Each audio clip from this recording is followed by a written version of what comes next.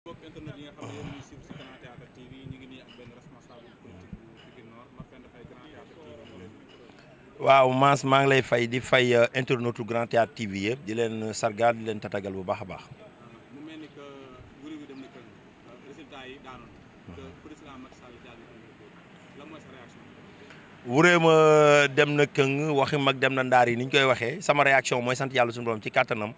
remercier le peuple sénégalais ci confiance bi ñu joxaat président Macky Sall joxaat ko mandat bii di ñëwaat muy mandat juróomi at pour mu yeggal li mu sumboon Sénégal jéem ko yeggale ci kàttanu borom bi. xam nga opposition bi moom boo leen di àtte seen àtte jafewul parce que tey élection yi opposition bi ñoo fi nekkoon di saaga conseil constitutionnel di xas conseil constitutionnel ci parrainage bi élection yi jàngat bu njëkk bi ñu ci war a njëkk jàngat mooy élection yi dafa jox dëgg conseil constitutionnel parce que bu Idrissa Seck àndee ak Malick Gakou ànd ak Khalifa Sall ànd ak Bougane mi wax am na 700 parrain ànd ak Amsatou Sidibé ànd ak Bamba Dièye ànd ak Pape Diop ànd ak Mamadou Diop Decroix ànd ak ñoom ñëpp bref dañoo bari ànd ak ñoom ñëpp am 800 000 voix ça veut dire aujourd'hui que conseil constitutionnel li ñu wax mooy dëgg opposition bi nag ci ay fen ak ay tappal lañ mës a wékk seen politique moo tax tey aussi li am liñ ciy waxaat aussi dañ koy dégg rek comme ñoo waxee dem ak barki dem mais tey boo jàngatee élection yi dëgg-dëgg li ngay wax mooy li conseil constitutionnel joxe woon ci résultat parrainage moom la tey élection yi dëggal ndax liñ doon wax ci parrainage ba doon amoon nañ ko tey ñoom ñëpp mënuñu àndoo yem ci 800 000 voix loolu mooy li wér beneen bi nag aussi sàcc nañ élection yi sàccuñu ko loolu pour man ay waxu léeb la li ma gëm mooy man sama bopp dama am déception parce que dama doon wax fépp fu ma communiqué ne président Macky Sall ba amee mooy de 60% daf ko war a gedd bien que soriwuñ ko mais man dama am déception parce que gëm naa ne président Macky Sall li mu def ci Sénégal en 7 ans ci juróom-ñaar at yi ñu ko dénk réew mi li mu def ci gox-goxaat yi nga xamante ne nii moo nekk ci Sénégal bu doon lépp population yi ni ma ko doon xaaree delloo nañ ko comme ni mu leen ko defalee parce que politique aussi loolu la nit ki boo ko dénkee daf lay liggéeyal bu mandat bi jeexee aussi day ñëw def bilan boobu aussi ku ci gis sa bopp mooy li ñuy wax bénéficiaire askan la ko doon defal donc askan ku ci gis sa bopp war nga mën a demaat delluwaat ne ko li ñu joxoon li ñu la joxoon ni ñu ko liggéeyee doy nañu moo tax delloo naa ne pour nga yeggale li nga doon def donc loolu ñu ko waroon delloo jàpp naa ne au moins waroon na mat 60% mais comme 58 virgule quelque pour cent soriwul 60% aussi pour man ñu ngi sant suñu borom bu baax a baax ci ni ko confiance bi ko Sénégal la joxaat sàcc élection nag dañ koy wax mais sàcc élection mënut am Sénégal je pense que le processus démocratique sénégalais yegg na fu nga xamante ne nii adduna bi yëpp dañu cee naw li may wax nag parfois opposition mooy réew boo ci dëkkee da nga koy bëggal ndam mais opposition bi malheureusement dañ leen man dama jàpp ne ay nit ñu bëggul Sénégal lañu parce que bëggal ndam réew mooy seen réew bu ay nit àndandoo ci benn processus bi nga xamante ni xëy na duré na 20 ans ou 30 ans di liggéey ba yóbbu ko fu nga xamante ne adduna yëpp dañu ko ci naw loolu ñu nawee réew mi saa yoo yeewoo da nga ko war a gën a defet pour gis-gis bu rafet boobu ñu am ci réew mën a continuer mais boo bëggee ci ay fen ak ay kàcceek ay tappale yu kenn xamul nga bëgg a ñaawar del réew mi aussi je pense que seen boobu la ñu mën ko def Sénégal parce que fi Sénégal tolloon ci élection je pense que élection yi aussi askanu Sénégal ak kilifa yi jëri Sénégal war naa nañ adduna bi ne xëy na le processus démocratique Sénégal le processus d' élection au Sénégal est un processus mûr bien que nag ñàkk du ñàkk yéeg moom ay manquement mais li ñuy wax rek c' est un processus inachevé li lu nga xamante ni xëy na chaque fois dañ koy defaraat di ko join di ko defar di ko jëf fekk adduna bi tukki mais jàpp nañu fi ñu ci toll sax nañ yàlla suñu borom ci kattanam bu baax a baax ci fi ñu ci toll.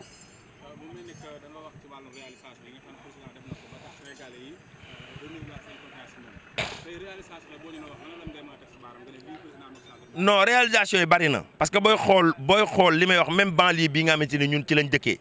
gëm naa ne président Macky Sall li fi def en matière d' assainissement aucun régime benn régime musul ñëw def ko ci assainissement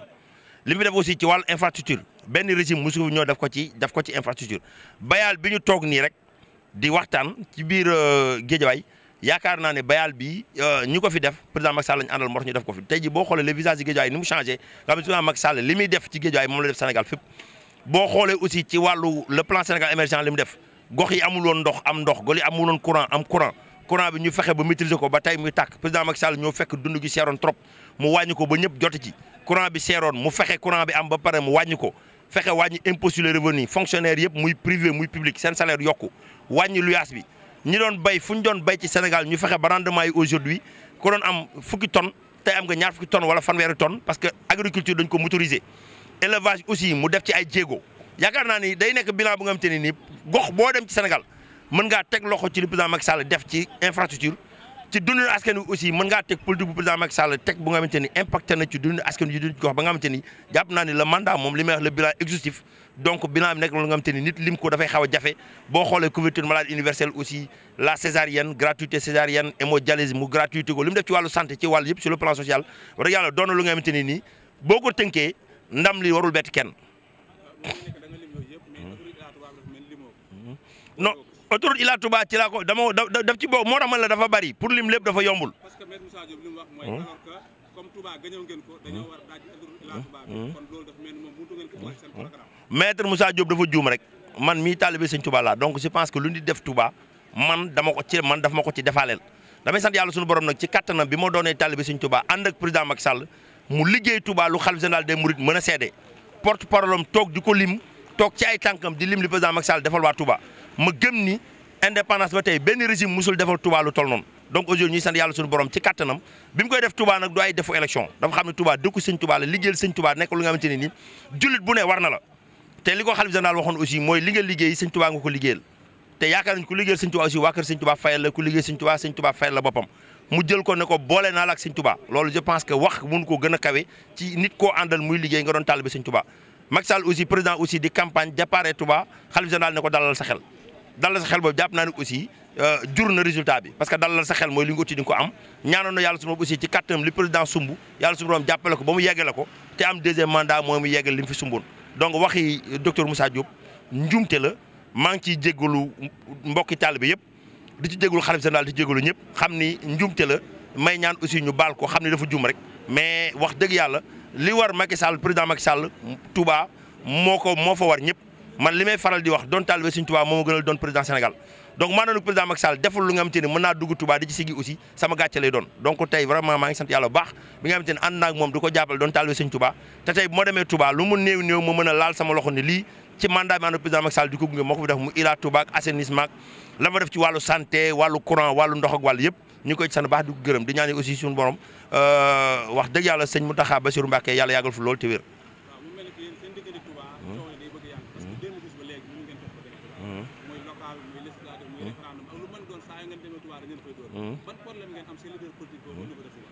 bon man du ma ko tuddee problème li may jàpp toujours ci politique mooy damay jàpp ni li may wax ñëpp Senghor président Léopold Sédar Senghor nekkoon na fi am ñu ànd ak moom am ñu ànd terewul mu def fi 19 ans président Senghor nekk na fi 20 ans am ñu ànd ak moom am ñu àndul ak moom terewul mu def ñaar fukki at président Abdoulaye di ñëw na am ñu ànd am ñu ànd terewul mu def fukki at ak ñaar président Macky Sall ñëw na fi am na ñu ànd am ñu ànd ak moom yàlla suñu borom ci kattanam yaakaar naa dina ko jàmm def fukki at ak ñaar yeggale jox keneen donc politique moo mel noonu du benn problème bu am mais nit aussi moo am gis-gis bu muy am gox bu ne aussi xëñ na dafa dal ci Touba rek mais du problème bu nga xamante ni régime bi spécialement daf ko am ak Touba man mun maa gis loolu wax dëgg yàlla parce que jàpp naa ne président Macky Sall mi ngi fay dox doxinu taalibe mi ngi fay dox doxinu jullit jox na kilifa Touba bi seen cër te wàccuwaayu Touba aussi mi ngi leen ko jox donc loolu aussi jàpp naa ni amul benn problème particulier bu nekk suñu diggante ak Touba mais day nekk rek élection moo mel noonu tey nga gagné fi suba nga perte fële Pikine Nord bi ma dëkk 2012 lañ ko gëj a gagné ren gagnéwaat nañ ko te amuñu woon benn problème particulier ak Pikine Nord c'est un problème d'organisation rek bu nga xamante ni moo fa amoon ak ànd bu ñu ñàkkoon a ànd di ko perte ren bi ñu àndaate aussi bokk ndey bokk bàyyi je pense que gagné nañ ko comme ni ñëpp di gagné fépp. Pikine Nord boobu nag laay des comme mu mel ni que Pikine Nord kenn mënu ko tudd te waxoo arène nationale. arène nationale biir xol Pikine Nord la nekk te alors que mu mel ni que président Macky Sall def na ko pare mais dafa mel ni dafa jural njàqare ak tiitaange population de Pikine Nord parce que amul sécurité donc timis sax boo fa doxee dañ lay agressé alors que tey dañu ngeen a waxoon ne da ngeen fay def da ngeen fay prévoir sécurité ak yu mel noonu la ma waral loolu amul la ma def loolu amul. non c'est mooy li ma wax liggéey la bu nga xamante ni je pense que parewul parce que cahier de charge bi parce que man bon aussi pour préciser que li may ànd ak président Macky Sall yëpp bokkoon naa ci nga xamante ne dañoo doon arène nationale moo la gën a lycée mais bi ñëwee ba li ëpp ci population yi jàpp ne arène nationale moo la gën a aussi dañuy nangu ñu defal leen arène nationale lu ñu ciy sant président Macky Sall aussi. non non dama ne la les Sénégalais sont versatiles mais man li may ànd nee naa la ànd ak président Macky Sall arène nationale 2011 bi ko président Abdoulaye di yëkkateen daf ko fay def lañ toogoon ànd bi Souleymane Ndéné Ndiaye ñëw 2011 ne arène nationale fekk ñu doon dox pour lycée Pikine bi pour délocaliser ko ak waa administration lycée Pikine ci lañ jàppoon terme nañ fa def arène nationale la direction de la construction publique bu ministère éducation nationale ñëw yendoon donc ñun ñu jàpp espace boobu ñu ne la nappe est à 30 centimètres du sol donc kooku mënuñu ko jël di fa def infrastructure mënul abri infrastructure bi ñu nee arène nationale ñu ñëwaat ne comme bëggoon nañ fi lycée defal ñu lycée moo gën arène nationale mais lañ jàpp aussi ba ñuy xeex yaa ngi fi woon ñii fi woon askanu Pikine li ci ëppoon arène nationale moo leen gënaloon moo tax xëñ na xeex boobu aussi liñ ci bëggoon comme ndam mu ñu ko ci am mais ñun utu ñu ndam ci kaw askanu Pikine parce que Pikine mooy bëgg li Pikine bëgg mooy am ba Pikine bëggee arène nationale aussi président je pense que majorité bi bëgg ko président defal leen arène nationale dañ ko ci sant baax parce que investissement wu 32 milliards la arène nationale bi jar ñu indi ko Pikine Nord aujourd'hui nag am na ay problème comme ni nga ko waxee noonu ay problème sécurité nangam nit ñi ñu ngi ciy dox mais li ma la wax rek processus bi jeexagul parce que l'État a pris jël na engagement ci yenn yu bëri yu fi nit ñu doon dox éclairage public gars ñu ko wax je pense que saafara nañ ko avant élection yi assainissement ñi ciy wax je pense que aussi directeur ONAS ñëw na fa rencontre population yi pour jafe-jafe assainissement bi je pense aussi problème de sécurité aussi le ministère de l'intérieur ak autorité yëpp ñi ngi ciy waxtaan pour xool nañu ma def pour mettre à la disposition des populations sécurité bu nga xam te ni dina nekk sécurité bu mucc ay bu mën a aar askan wi aar gox bi environnement bi wër arène pour bu combat amee mu am ci jàmm jeex ci jàmm ku ñëwoon ci jàmm ñu baat ci jàmm. dafa mel ni boo waxee 32 milliards. te arène bi ku dem foofu gis ne maam aide la boo xam si suñu diggante ak waa Sine comme waa Safna. donc tey su ma déggee nga ne 32 milliards damay jaaxal. parce que 32 milliards la ñu wax mais alors arène bi si liñ gis ñun liñ mën a gis dafa mel dañu ko may. la foofu indi 32 milliards yooyu. non arène bi waxuma dañu ko may ou dañ ko defar dama ne arène bi 32 milliards la coûté infrastructure bi may nañ ñu ko dañ ko defar loo ci mën di wax aussi investissement bi 32 milliards la arène bi coûté moom laa la wax investissement wu 32 milliards lañ indi Pikine Nord donc loolu laa lay wax ne la loolu aussi war nañ ci remercier président parce que 32 milliards du ay fo gox yi ko bëggoon bari na man bokk naa ci ñu ko bëggul woon mais li ëpp ci Pikine Nord bëggoon nañ ko yàlla dogal président Macky Sall bi muy arbitré mënu ko Pikine Nord loolu aussi dañ ciy sant yàlla suñu borom sant ci président Macky Sall aussi moom mi nga am jël na investissement 32 milliards def ko Pikine Nord bi nga xamante ni ñëpp fa la ñu yeewoo. Bon, APR du au niveau de Pikine Nord mu ñoon APR au niveau du Sénégal yëpp la may problème ni mu amee problème Pikine Nord la amee problème ci gox boo dem ci Sénégal fii dinañ ànd fee duñu ànd mais essentiel bi mooy li ma la wax rek présidentiel bi ñëpp jàppoon nañ ni objectif bi moo doon fal président Macky Sall benn nit moo soxloon mooy président Macky Sall mooy suñu kilifa ñun ñëpp nit ñi jàpp ni aussi le défi ñun la woon ak opposition bi donc moo tax ñu ànd bokk ndey bokk baay ba ndam li ñu am Pikine Nord je pense que bu ñu ñëwee ba Pikine Nord tous les bureaux de vote coalition majorité présidentielle gagné ko ça veut dire que ànd nañ pour liggéey et que loolu aussi yaakaar naa au niveau de la région de Dakar gis ngeen ni responsable même au niveau département de Pikine responsable yi mag yi sax doon nañu dégg ci ay coow ci seen biir vraiment ñoom ñëpp ànd nañu waa Dakar ñëpp ànd waa Tëngéej ñëpp ànd waa Guédiawaye yëpp ànd pour jox président ndam li nga xam te ne moom la am ci 4 départements yi parce que opposition bi yaakaar nañu ne 4 départements da bascule ci opposition bi mais sunu ànd moo ñu ko may loolu nag aussi day nekk lu nga xamante ne nii politique la politique aussi ak xëccoo ak xuloo ak xeex ñoo ànd. ok mu mel ni que local yi bientôt. décembre 2019 ñu gis ne yow 2009 présenté nga local Amadou Diarra gagné la nga ñëwaat 2014 nga ñëwaat présenté waat Amadou Diarra mu gagné waat lan moo tax booba léegi saa yoo demee rek ngay laaj non 2009 ma préciser 2009 dañoo présenté wu gagné Amadou Diarra opposition bi Amadou Diarra moo nekkoon maire nekk PDS 2009 ñu présenté wu dem élection ñu wàccee ko 2009 Amadou Diarra dafa ñàkk maire bi Benno jël ko loolu moo am 2009 bi ñu demee 2014 ñu ñëwaat élection mais multiplié liste moo amoon Pikine Nord 14 listes moo amoon xam nga 14 listes bu ñu amee électorat dafay tas man mi APR laa bokk bi ma demee élection locale aussi xëñ na ci ay erreurs yu ñu am ay erreurs yu ñu am te ni xëñ na problème de personne la woon jubawuñu am na yenn responsable yi nga xamante ni nii aussi APR lañ bokk jubawuñu woon ak coalition bi ku nekk defar sa liste bopp ñu dem Amadou Diarra gagné maire bi mais man li ma amoon ci voix bu ñu ko booleeg voix APR gagné nañ maire bi yenn responsable yi demoon aussi seen voix bu ñu ko booleeg voix APR gagné nañ maire bi et je pense que cette erreur là élection bi ñoom mën nañ bañ a dalaat du parce que dafa majoritaire mais ñoo tasaare suñu ay suñu électorat ku nekk am loo jël mu gagné ñu mais li ñu am yëpp bu ñu ko booloon yaakaar ne mënoon nañ ko doubler mbaa li ñuy am au moins dinañ ko rawee genn wàll moom li mu am. parce que mooy xëccoo bi am seen biir à chaque fois parce que tey au niveau de Pikine Nord yow en fait da nga bëgg nekk maire ñeneen ñi xam ñeneen leaders yi nga xam ay APR la dañoo bëgg nekk maire te ñoom mënuñ la ko bàyyee. donc est-ce que jël ngeen teel a lijjanti point boobu parce que bientôt ñu ñëw si local yi. waaw non mooy li ma xam nga fi ñu toll nii élection yi di ñëw objectif principal bi du nekk maire ou bañ a nekk maire xam nga objectif bi di ñëw objectif principal xam mooy lan ñu fexe ba la coalition de la majorité présidentielle gagné ba pare ñu soog a wax kuy nekk maire ku dul nekk maire parce que li muy wax nit ñi lu nekk ci loxo jàmbur kenn du ko xëccoo aujourd'hui maire yi mun ñu ko xëccoo parce que ci loxo jàmbur la ne Amadou Diarra bi mu gagné moo dem nekk maire parce que liste moo gagné objectif bi ñu war a am nag mooy fexe ba defar liste bu nga xamante ni ça va être une liste forte bu war a mën a gagné élection locale ba pare ñu soog a tànn kan war a nekk maire ou ku dul nekk maire mais l'objectif déjà mooy ñu constituer une liste bi nga xamante ni ça peut être une liste gagnante au niveau de Pikine Nord pour élection locale yi ñëw loolu mooy le premier objectif. ok mu mel ni que tey responsable yi nga xam ñoo nekk Pikine Nord yëpp ci wàllu APR. mu mel ni que Pikine Nord fi mu yemoon ba léegi foofu la yem depuis 2000 ba léegi xar kanam bi changé wu. 2000 ba léegi xar kanam Pikine Nord changé wu. ci même président Macky Sall 7 ans yi fi def yëpp donc amul lenn à part arène nationale bi te arène bi loolu affaire politique la. mën nañ ko tuddee noonu. mais ci biir Pikine Nord nii biir Pikine Nord gisuñu dara loo xam ne tey maanaam waa APR def nañ ko fa donc mairie bi ki yor mairie bi moo leen mën ngeen def seen réalisation wala da ngeen ko bàyyi nag comme opposition nga nekk. non loolu erreur la Cheikh Mass loolu erreur la parce que je pense que assainissement bi am Pikine Nord li président Macky Sall def am na zone bi nga xamante ni mooy zone école neuf bi nga xamante ni je pense que mooy zone bi gën a jege àll bi nga xam ne foofu nappe bi dafa xaw a jege ci kaw trop zone boobu ñoo gënoon a sonn ci Pikine Nord ndax fosse yi doon fees pratiquement chaque 2 mois 3 mois mu nekk lu doon jàmbat assainissement bi président Macky Sall def bi mu defaraat tali Safbar bi je pense que yaa ngi fa jaar ñi fa jaar waa Pikine Nord ñu ko gis assainissement bi tax na ba xëñ na aujourd'hui lu bari loonu am foofu ci côté assainissement zone boobu président Macky Sall rek te investissement xaalis loolu xaalis bari la bu ñu investir foofu boo duggee Pikine Nord aussi boo jëlee tali Safbar bi tali bi jugee Safbar di ñëw def nañ ko tali karo mu nekk lu nga xamante ni Promoville moo ko def mooy dorsal yi mu def boo continué dem tali bees mbedd mu jugee ci tali bees bi dem ci jumaa ji aussi def nañ ko tali karo mu nekk lu nga xamante ni Promoville moo ko def la grande mosquée de Pikine aussi je pense que def nañ ko mu nekk lu nga xamante ne nii président Macky Sall moo ko tabax mu nekkoon ñëw depuis 1952 mu ngi foon di waaj a daanu président Macky Sall ñëw investi ci investissement wu 1 milliard tabax ko la maire de la ville def fa benn poste de santé bi nga xamante ne tabax nañ ko pour accompagner infrastructure bi boo jugee ci loolu aussi am na yeneen yu nga xamante ne le ministère de la santé def na ko maire bi du ko mbubboo mais moomu ko parce que municipal 1 ak Darou Khoudoss am na benn programme bu nga xamante ne ni moo doon rénover les centres de santé et les postes de santé bu nekk ñu jël fa 11 milliards def ko fa pour ñu defaraat ko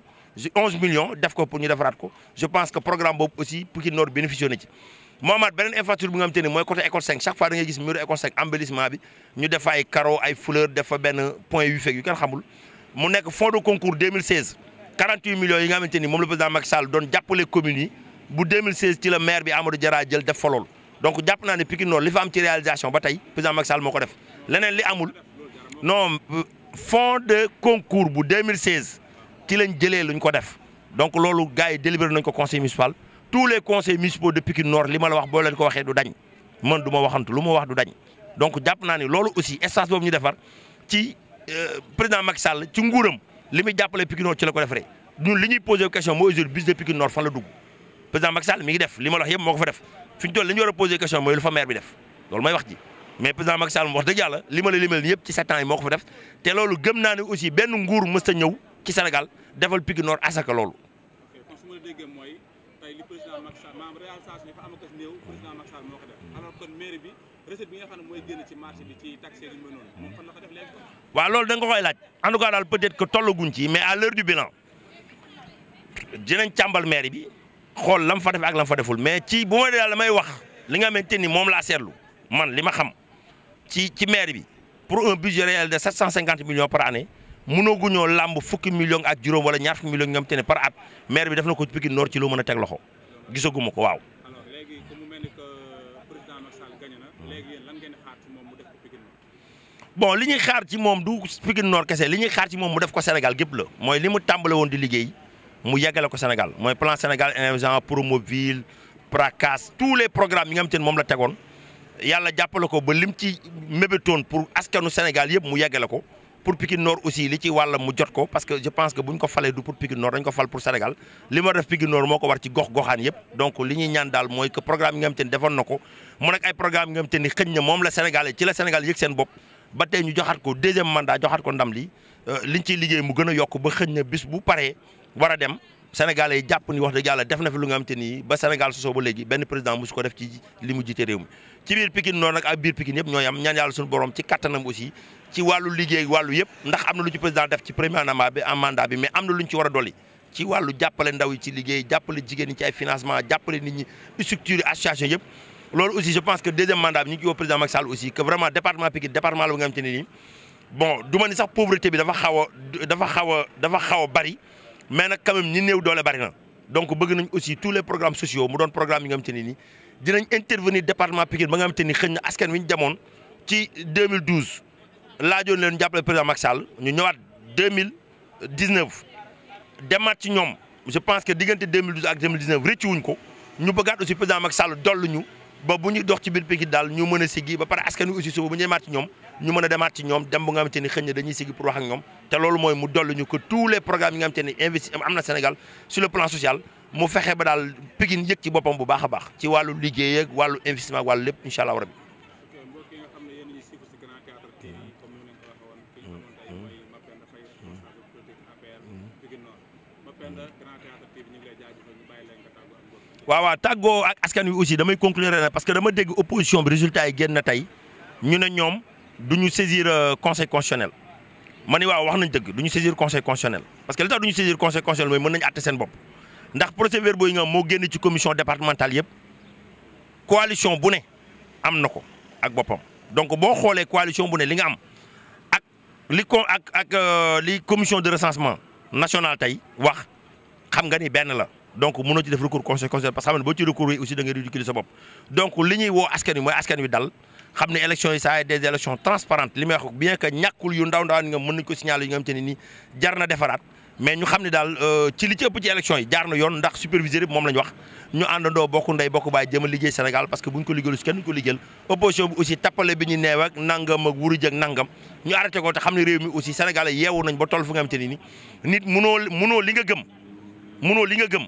te du dëgg nga bëgg ko gëmloo nit ñi parce que Sénégal aussi xam nañ luy dëgg lu dul dëgg te xam nañ comme opposition ci ay fen lañ bëgg a inscrire aussi mun leen topp ci loolu maa ngi sant ñëpp di gërëm ñëpp di gërëm internautes yëpp di gërëm askanu Sénégal ñaan yàlla suñu borom ci kattanam yàlla def jàmm ci réew mi def jàmm ci àdduna def jàmm ci Pikine jàppale président Macky Sall aussi ba yan bi ñu ko yan wax dëgg yàlla lépp lu askan wi di xaar ci moom yàlla kattanal ko jox ko koom ak doole mën-mën bu nga xamante ni wax dëgg yàlla dina ko def di ñaan aussi yàlla def jàmm ci réew mi yëpp def jàmm ci Pikine wax dëgg yàlla ñun aussi li ñu ànd ak président Macky Sall lépp lu ci askan wi di yaakaar ci ñun yàlla nañu yàlla dimbale ba jàppale ñu man ñu bunt ak pexe yi nga xamante ne lu askan wi soxla ci ñun dinañ leen ci mën a jàppale ndax loolu mooy politique ba xëñ na lépp luñ ne ci ay jafe-jafe luñ ci soxla ci ñun ñu mën leen ko defal.